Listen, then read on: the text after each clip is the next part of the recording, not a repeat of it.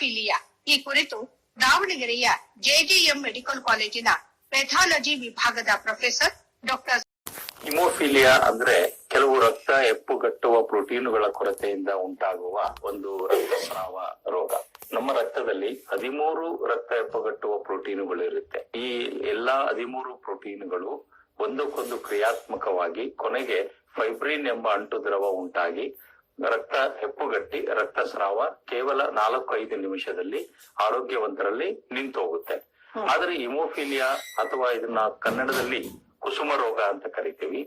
ಈ ರೋಗಿಗಳಲ್ಲಿ ಈ 13 ಪ್ರೋಟೀನುಗಳಲ್ಲಿ ಸಾಮಾನ್ಯವಾಗಿ 8ನೇ ಪ್ರೋಟೀನು ಕೊರತೆ ಉಂಟಾಗಿ ಅದಕ್ಕೆ ನಾವು ಹಿಮೋಫಿಲಿಯಾ ಎ ಅಥವಾ ಕ್ಲಾಸಿಕಲ್ ಹಿಮೋಫಿಲಿಯಾ ಅಂತ ಹೇಳ್ತೀವಿ. ಇನ್ನು 20% ಜನಸಂಖ್ಯೆನಲ್ಲಿ ಈ 9ನೇ ಪ್ರೋಟೀನಿನ ಕೊರತೆಯಿಂದ ಉಂಟಾಗಿ ಹಿಮೋಫಿಲಿಯಾ ಬಿ ಅಥವಾ ಇದನ್ನ ಕ್ರಿಸ್ಮಸ್ ಡಿಸೀಸ್ ಅಂತ ಕರಿತೇವೆ. ಸೊ ಈ ಹೆಪ್ಪುಗಟ್ಟುವ ಪ್ರೋಟೀನುಗಳ ಕೊರತೆ ಉಂಟಾಗಿರೋದ್ರಿಂದ ಇವರ ರಕ್ತಸ್ರಾವ ನಿಲ್ಲೋದಿಲ್ಲ.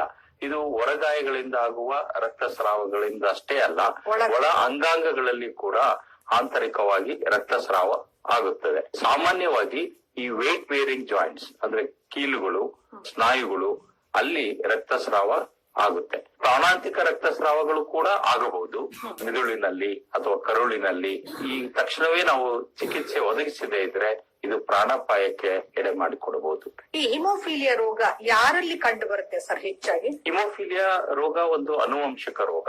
ಇದು ಜೆನೆಟಿಕ್ ಡಿಸಾರ್ಡರ್. ಯಾಕೆ ಅಂದ್ರೆ ಈ ಹೆಪ್ಪುಗಟ್ಟುವ ಪ್ರೋಟೀನ್ ಅನ್ನು ಉತ್ಪತ್ತಿ ಮಾಡೋದಕ್ಕೆ ನಿರ್ದೇಶನ ನೀಡಬಲ್ಲ ಒಂದು ವಂಶವಾಹಿನಿ ಎಕ್ಸ್ ಕ್ರೋಮೋಸೋಮ್ ಮೇಲೆ ಇರುತ್ತೆ. ನಮ್ಮ ದೇಹದ ಪ್ರತಿಯೊಂದು ಜೀವಕೋಶದಲ್ಲಿ 23 ಜೊತೆ ವರ್ಣತಂತುಗಳಿರುತ್ತೆ. ಇದನ್ನ ನಾವು ಕ್ರೋಮೋಸೋಮ್ಸ್ ಅಂತ ಹೇಳ್ತೀವಿ. ಅದರಲ್ಲಿ ಒಂದು ಜೊತೆ ಸೆಕ್ಸ್ ಕ್ರೋಮೋಸೋಮ್ ಅಂದ್ರೆ ಲಿಂಗ ನಿರ್ಧಾರಿತ ಕ್ರೋಮೋಸೋಮ್ಸ್ ಅಂತ ಇರುತ್ತೆ. ಸೊ ಈ ಹೆಪ್ಪುಗಟ್ಟುವ ಪ್ರೋಟೀನಿನ ಕೊರತೆಗೆ ಬೇಕಾಗಿರತಕ್ಕಂತ ವಂಶವಾಹಿನಿ ಈ ಎಕ್ಸ್ ಕ್ರೋಮೋಸೋಮ್ ಮೇಲೆ ಇರುತ್ತೆ. ಹಾಗಾಗಿ ವಿಶಿಷ್ಟವಾಗಿ ಈ ರೋಗ ಗಂಡು ಮಕ್ಕಳಲ್ಲಿ ಕಾಣುತ್ತೆ.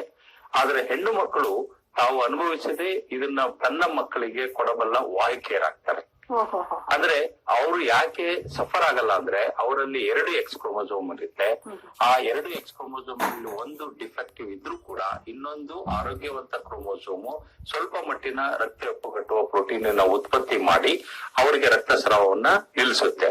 ಆದ್ರೆ ನಾಳೆ ಅವರು ಮದುವೆ ಆದಾಗ ಅವರಲ್ಲಿರ್ತಕ್ಕಂತ ನ್ಯೂನತೆಗೊಂಡ ಕ್ರೋಮೋಸೋಮ್ ಯಾವ ಗಂಡು ಮಗುವಿಗೆ ಹೋಗುತ್ತೆ ಅದು ಹಿಮೋಫಿಲಿಯಾದಿಂದ ಬಳಲುತ್ತೆ.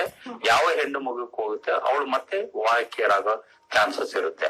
ಅದೇ ತರಹ ನಾರ್ಮಲ್ ಆಕೆಯಲ್ಲಿರ್ತಕ್ಕಂಥ ಆರೋಗ್ಯವಂತ ವರ್ಣತಂತುವು ಹೋದಲ್ಲಿ ಆರೋಗ್ಯವಂತ ಮಕ್ಕಳು ಇವರಿಗೆ ಹುಟ್ಟಬಹುದು. ಅಂದ್ರೆ ಇಲ್ಲಿ ಇನ್ನೊಂದು ಬಹಳ ಇಂಪಾರ್ಟೆಂಟ್ ವಿಚಾರ ಹೇಳ್ಬೇಕು ಅಂದ್ರೆ ಹಿಮೋಫಿಲಿಯಾ ಕುಟುಂಬದಲ್ಲಿರ್ತಕ್ಕಂತ ಎಲ್ಲಾ ಹೆಣ್ಣು ಮಕ್ಕಳು ವಾಹಕಿಯರು ಅಂತ ನಾವು ಹೇಳೋದಕ್ಕಾಗೋದಿಲ್ಲ. ಅದನ್ನ ರಕ್ತ ಪರೀಕ್ಷೆ ಮಾಡಿ ಅವರು ವಾಹಕಿಯರು ಇದರೋ ಇಲ್ವೋ ಅಂತ ನಾವು ಕನ್ಫರ್ಮ್ ಮಾಡ್ಕೋಬೇಕು.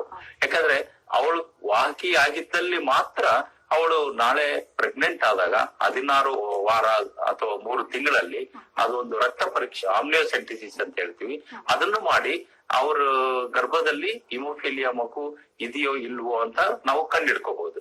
ಸೊ ಅಕಸ್ಮಾತ್ ಹಿಮೋಫಿಲಿಯಾ ಮಗು ಇದ್ದರೆ ಕಾನೂನುಬದ್ಧವಾಗಿ ಗರ್ಭಪಾತ ಮಾಡಿಸಿಕೊಳ್ಳೋದಕ್ಕೆ ಅವಕಾಶ ಇದೆ. ಇದನ್ನ ಯಾಕೆ ಹೇಳ್ತಾ ಇದ್ದೀನಿ ಅಂದ್ರೆ ಹಿಮೋಫಿಲಿಯಾವನ್ನ ನಾವು ಪ್ರಿವೆಂಟ್ ಮಾಡಬಹುದು, ನಿಯಂತ್ರಿಸಬಹುದು ಈ ಒಂದು ಜೆನೆಟಿಕ್ ಕೌನ್ಸಿಲಿಂಗ್ ಇಂದ. ಸೊ ಹಾಗಾಗಿ ಇದು ಒಂದು ಸೋಷಿಯಲ್ ಸ್ಟಿಗ್ಮಾ ಆಗುತ್ತೆ. ಎಲ್ಲಾ ಹೆಣ್ಣು ಮಕ್ಕಳು ಹಿಮೋಫಿಲಿಯಾ ಕ್ಯಾರಿಯರ್ ಅಂತ ನಾವು ಹೇಳಕ್ ಬರೋದಿಲ್ಲ, ಅದನ್ನ ಟೆಸ್ಟ್ ಮಾಡದೆ ಹೊರತು ಆ ಪ್ರೆಗ್ನೆನ್ಸಿಲೇ ಅದನ್ನ ಟೆಸ್ಟ್ ಮಾಡಿ ನಾವು ನೋಡ್ಬೋದು, ಅವಾಯ್ಡ್ ಮಾಡ್ಬೋದು. ಅಂದ್ರೆ ಇದು ತಾಯಿಯಿಂದ ಗಂಡು ಮಕ್ಕಳಿಗೆ ಮಾತ್ರ ವರ್ಗಾವಣೆ ಆಗುವಂತ ಕಾಯಿಲೆ ಅಂದ್ರೆ males are sufferers are females are carriers ಅಂತಾನೆ ನಾವು ಹೇಳ್ತೇವೆ. ಈಗ ಹಿಮೋಫಿಲಿಯಾ ರೋಗದಿಂದ ನರಳುವಂತಹ ರೋಗಿಗಳು ನಮ್ಮ ಕರ್ನಾಟಕದಲ್ಲಿ ಎಷ್ಟು ಜನ ಇರಬಹುದು ಸರ್? ಇದು ನಮ್ಮ WHO ಅಂದಾಜಿನಂತೆ ಪ್ರತಿ 10,000 ಜನಸಂಖ್ಯೆನಲ್ಲಿ ಒಬ್ಬ ಹಿಮೋಫಿಲಿಯಾ ರೋಗಿ ಸಿಗ್ತಾನೆ. ಸೊ ಇದರ ಅಂದಾಜಿನಂತೆ ನಮ್ಮ ದೇಶದಲ್ಲಿ ಕನಿಷ್ಠ 1 ಲಕ್ಷ ಹಿಮೋಫಿಲಿಯಾ ರೋಗಿಗಳು ಇರುವ ಅಂದಾಜಿದೆ. ಆದರೆ ಕೇವಲ 20,000 ರೋಗಿಗಳು ನೋಂದಾಯಿತರಾಗಿ ಚಿಕಿತ್ಸೆ ಪಡಿತಾರೆ. ಅಂದ್ರೆ ಇನ್ನು 80% ಹಿಮೋಫಿಲಿಕ್ಸ್ ಆರ್ ನಾಟ್ ಐಡೆಂಟಿಫೈಡ್. ಅವ್ರು ಎಲ್ಲಿದ್ದಾರೆ, ಹೇಗಿದ್ದಾರೆ, ನಾನಾ ಕಾರಣಗಳಿಂದ ಅವರು ಬಡತನ, ಹಳ್ಳಿಗಳಲ್ಲಿ ಅವ್ರು ಯಾರು ಈ ಒಂದು ವ್ಯವಸ್ಥೆಗೆ ಬರೋದಕ್ಕಾಗೋದಿಲ್ಲ. ಹಾಗಾಗಿ ಅವರು ದೇ ರಿಮೇನ್ ಅನ್ಡಯಾಗ್ನೋಸ್ಡ್. ಒಂದು ಇನ್ನು ಕರ್ನಾಟಕದ ವಿಚಾರಕ್ಕೆ ಬರೋದಾದ್ರೆ ಕರ್ನಾಟಕದಲ್ಲಿ 6,000 ಹಿಮೋಫಿಲಿಯಾ ರೋಗಿಗಳಿರುವ ಅಂದಾಜಿದೆ. ಆದರೆ ಇದರಲ್ಲಿ 1500 1800 ಹಿಮೋಫಿಲಿಯಾ ರೋಗಿಗಳು ಇಲ್ಲಿ ನಮ್ಮ ಕರ್ನಾಟಕದಲ್ಲಿ ರಿಜಿಸ್ಟರ್ಡ್ ಆಗಿ ಚಿಕಿತ್ಸೆ ಪಡಿತಾ ಇದ್ದಾರೆ. ಅಂದ್ರೆ ಇಲ್ಲಿ ಕೂಡ ಕನಿಷ್ಠ 4000 ಹಿಮೋಫಿಲಿಯಾ ರೋಗಿಗಳನ್ನ ನಾವು ಈ ಆರೋಗ್ಯದ ವ್ಯವಸ್ಥೆಗೆ ತರಬೇಕಾಗಿದೆ. ಈಗ ಹಿಮೋಫಿಲಿಯಾ ಇರುವಂತಹ ರೋಗಿಗೆ ಚಿಕಿತ್ಸೆ ಹೇಗೆ ಸರ್? ಅಂದ್ರೆ ಕ್ಯೂರಬಲ್ ಹೇಗೆ? ಈಗಾಗಲೇ ನಿಮ್ಗೆ ಹೇಳ್ದಂಗೆ ಹಿಮೋಫಿಲಿಯಾ ಅನುವಂಶಿಕ ವ್ಯಾಧಿ ಆಗಿರೋದ್ರಿಂದ ಇದನ್ನ ಸಂಪೂರ್ಣವಾಗಿ ಗುಣಪಡಿಸಲು ಸಾಧ್ಯ ಇಲ್ಲ.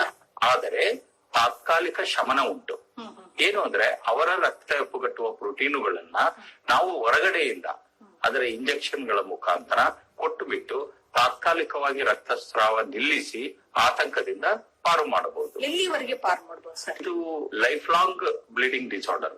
ಹಾಗಾಗಿ ಈಗ ಕೆಲವರಿಗೆ 1 ತಿಂಗಳು ಅವರಿಗೆ ನಾವು ಎಜುಕೇಶನ್ ಕೊಡಬೇಕು, ಕೌನ್ಸಿಲಿಂಗ್ ಕೊಡಬೇಕು, ಹಿಮೋಫಿಲಿಯನ್ನ ಅಕ್ಸೆಪ್ಟ್ ಮಾಡ್ಕೊಂಡು ಹೇಗೆ ಅದ್ರ ಜೊತೆಗೆ ನಾವು ಜೀವನ ಮಾಡ್ಬೇಕು ಅನ್ನೋದನ್ನ ಅವರಿಗೆ ನಾವು ಟ್ರೈನಿಂಗ್ ಕೊಡ್ಬೇಕು. ಕೊಟ್ರೆ ಅವರು ಎಲ್ಲರಂತೆ ಜೀವನ ಸಾಗಿಸೋದಕ್ಕೆ ಸಾಧ್ಯ ಇದೆ. ಹಂಗ ಬ್ಲೀಡಿಂಗ್ ಆದಾಗ ಅವರು ಈ ಆಂಟಿ ಹಿಮೋಫಿಲಿಕ್ ಫ್ಯಾಕ್ಟರ್ಸ್ ನ ನಾವು ಕೊಡ್ಬೇಕಾಗುತ್ತೆ. ಇಲ್ಲಿ ಸಂತೋಷದ ವಿಚಾರ ಅಂದ್ರೆ ನಮ್ಮ ಈ ಹೆಚ್ಚು ಕಮ್ಮಿ 20 ವರ್ಷದ ಪರಿಶ್ರಮದಿಂದಾಗಿ ಕರ್ನಾಟಕ ಸರ್ಕಾರ, ಈವನ್ ಕೇಂದ್ರ ಸರ್ಕಾರ ಕೂಡ ಹಿಮೋಫಿಲಿಯಾ, ಥಲಸೇಮಿಯಾ ರೋಗಿಗಳಿಗೆ ಚಿಕಿತ್ಸೆ ಒದಗಿಸೋದಕ್ಕೆ ಮುಂದಾಗಿದೆ. ಸೊ ಈಗ ಕರ್ನಾಟಕದ ವಿಚಾರದಲ್ಲೇ ಹೇಳೋದಾದ್ರೆ ನ್ಯಾಷನಲ್ ಹೆಲ್ತ್ ಮಿಷನ್ ಮತ್ತು ನಮ್ಮ ರಾಜ್ಯ ಸರ್ಕಾರದ ಆರೋಗ್ಯ ಇಲಾಖೆ ಈ ಹಿಮೋಫಿಲಿಯಾ ರೋಗಿಗಳಿಗೆ ಎಲ್ಲಾ ಜಿಲ್ಲಾ ಆಸ್ಪತ್ರೆಗಳಲ್ಲಿ ಬಹು ವೆಚ್ಚದಾಯಕ ಇಂಜೆಕ್ಷನ್ ಗಳನ್ನ ಉಚಿತವಾಗಿ ವ್ಯವಸ್ಥೆ ಮಾಡಿದೆ.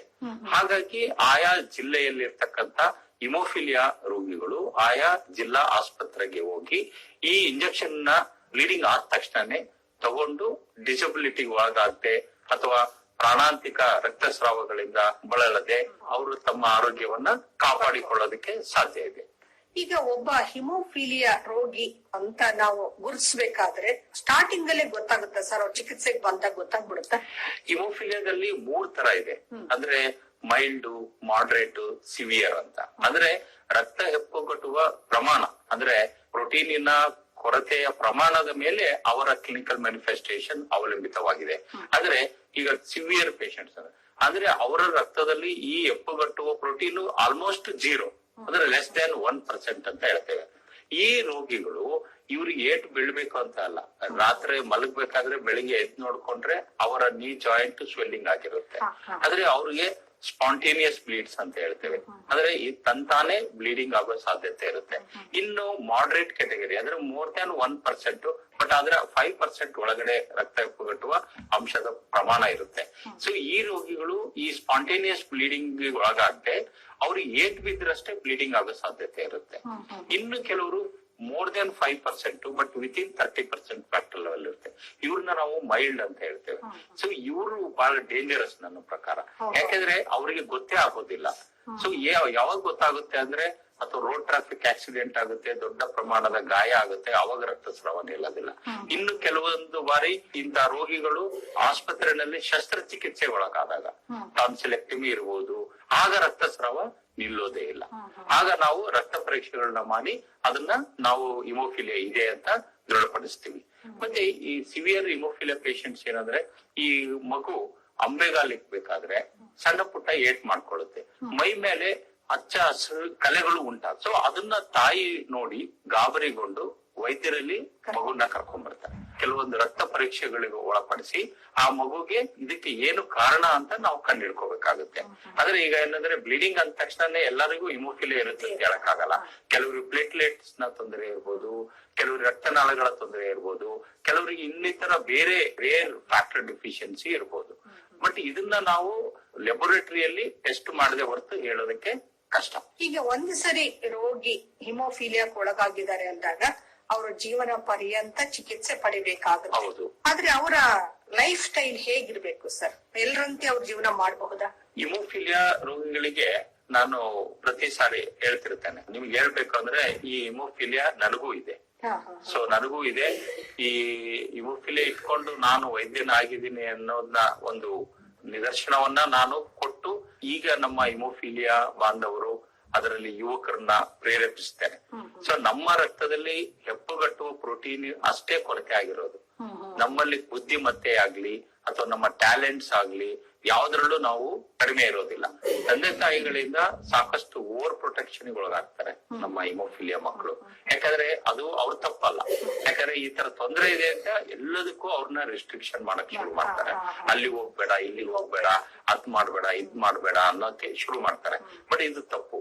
ಯಾಕಂದ್ರೆ ಅವರು ಕೂಡ ಈ ಬೇರೆ ಮಕ್ಕಳಂಗೆ ಬೆಳೆದು ಅವರು ಈ ದೇಶದ ಪ್ರಜೆಯಾಗಿ ಅವರು ಕೂಡ ಏನಾದ್ರೂ ಆಗ್ಬೋದು, ಸಾಫ್ಟ್ವೇರ್ ಇಂಜಿನಿಯರ್ ಆಗ್ಬೋದು, ಡಾಕ್ಟರ್ ಆಗ್ಬೋದು, ಏನ್ ಬೇಕಾದ್ರೂ ಆಗ್ಬೋದು.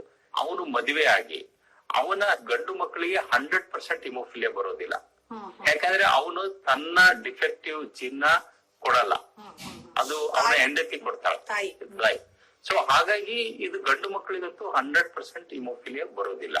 ಇನ್ನು ಆದ್ರೆ ಹೆಣ್ಣು ಮಕ್ಕಳು ಅವರು ಸಫರ್ ಆಗೋದಿಲ್ಲ, ಕ್ಯಾರಿಯರ್ ಆಗ್ತಾರೆ.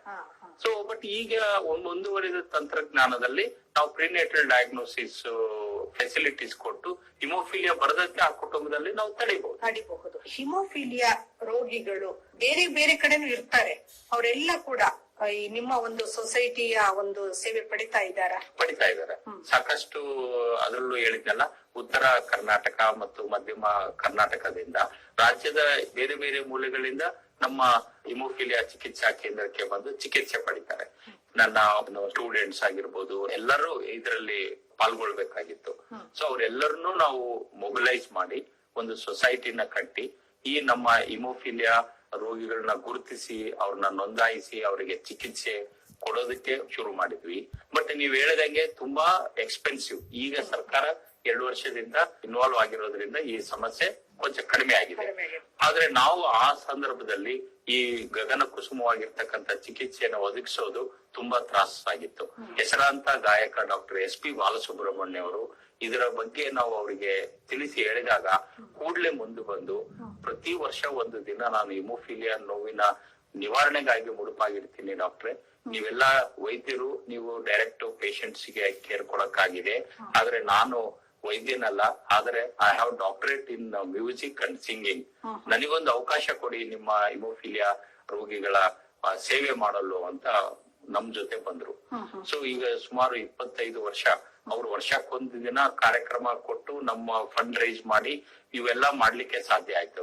ಒಳ್ಳೇದು ಡಾಕ್ಟರ್. ಇದುವರೆಗೂ ನೀವು ಹಿಮೋಫಿಲಿಯಾ ಅಂದ್ರೆ ಕುಸುಮ ರೋಗದ ಲಕ್ಷಣ, ಕಾರಣ, ಚಿಕಿತ್ಸೆ ಮತ್ತೆ ನಿಮ್ಮ ಒಂದು ಸೊಸೈಟಿಯಿಂದ ರೋಗಿಗಳಿಗೆ ಸಿಗ್ತಾ ಇರುವಂತ ಸೇವೆ, ಇದರ ಎಲ್ಲ ಬಗ್ಗೆ ಕೂಡ ನಮಗೆ ಮಾಹಿತಿ ಮಾಡಿಕೊಟ್ರಿ. ಅದಕ್ಕಾಗಿ ನಿಮ್ಗೆ ಧನ್ಯವಾದಗಳು. ನಮಸ್ಕಾರ. ನಮಸ್ಕಾರ. ಇದುವರೆಗೂ ಹಿಮೋಫಿಲಿಯಾ ಈ ಕುರಿತು ದಾವಣಗೆರೆಯ JJM ಮೆಡಿಕಲ್ ಕಾಲೇಜಿನ ಪೆಥಾಲಜಿ ವಿಭಾಗದ ಪ್ರೊಫೆಸರ್ ಡಾಕ್ಟರ್ ಸುರೇಶ್ ಹನಗವಾಡಿ ಅವರೊಂದಿಗೆ ಸಂದರ್ಶನ ಕೇಳಿದ್ರಿ. ಈ ಕಾರ್ಯಕ್ರಮದ ಪ್ರಸ್ತುತಿ ಆಲ್ಮುಕ್ಕಿ ಎನ್ ಮಂಜುಳಾ, ನಿರ್ವಹಣೆ ನಾರಾಯಣ ಎಂ ಭಟ್. ರಾಜ್ಯದ ಎಲ್ಲ ಬಾನುಲಿ ಕೇಂದ್ರಗಳಿಂದ ಏಕಕಾಲಕ್ಕೆ ಪ್ರಸಾರವಾದ ಈ ಕಾರ್ಯಕ್ರಮ ಆಕಾಶವಾಣಿ ಭದ್ರಾವತಿ ಕೇಂದ್ರದ ಕೊಡುಗೆ. ರೇಡಿಯೋ ಡಾಕ್ಟರ್ ಪ್ರಸಾರವಾಯಿತು.